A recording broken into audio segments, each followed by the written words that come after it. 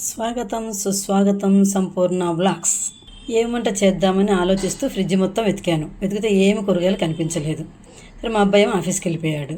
ఇంకేం చేయాలి, నేను వెళ్ళి తెచ్చుకోవాలంటే కొంచెం బద్ధకంగా ఉంది. సరే ఇంకేమున్నాయా అని చూస్తే ఉల్లిపాయలు కనపడ్డాయి. సరే ఉల్లిపాయ పప్పు చేస్తే బాగుంటుంది కదా. 1 గ్లాసు కందిపప్పు, 2 స్పూన్లు కారము, 1 స్పూను ఉప్పు, 1 చిన్న స్పూను జీలకర్ర, నిమ్మకాయ అంత సైజు చింతపండు తీసుకున్నాను. దీంతో పప్పు చేసేసుకుందాం. పప్పు కడిగి కుండలో వేసుకొని స్టవ్ వెలిగించేసి పెట్టేశాను. రోజు కుక్కర్లో తింటున్నాం కదా, ఈరోజు కుండలో చేసుకుందాం అనిపించింది.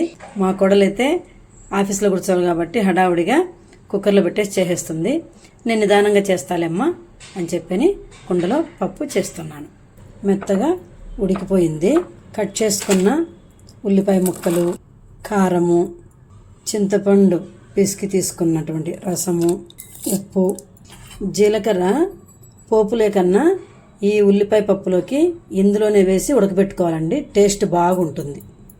కొంచెము కరివేపాకు, కాస్త పసుపు వేసేసి 10 నిమిషాలు బాగా ఉడకనియాలి. ఉడికిపోయింది. ఇదిగోండి ఫైనల్ టచ్, కొత్తిమీర వేసేసాను. ఇంకా పోపు పెట్టేసుకుందాం. ఇదిగోండి పోపు రెడీ, వేసేసుకున్నాను. ఇందులో పచ్చెనపప్పు, ఆవాలు, మినప్పప్పు, ఇంగువ మాత్రం వేసాను. ఆల్రెడీ జీలకర్ర వేసేసాము, కరివేపాకు వేసేసాము. ఉల్లిపాయ పప్పు రెడీ. పప్పు కుండలో చేశాను కదా, అన్నం కూడా కుక్కర్లో ఎందుకు లేని ఇత్తడి గిన్నెలో వండుతున్నాను. ఈ 2 కాంబినేషను టేస్ట్ చాలా బాగుంది. అన్నము బాగా ఉడికిపోయించండి. మేకులు లేకుండా, మరి మెత్తగా లేకుండా అన్నం ఉడికింది.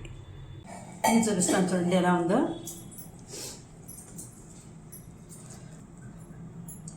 టేస్ట్ చాలా బాగుందండి. ఉప్పు కారం అన్నీ సరిపోయాయి. కొబ్బరి పచ్చడి కూడా చేశాను.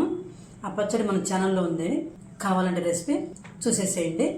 Like, share, subscribe.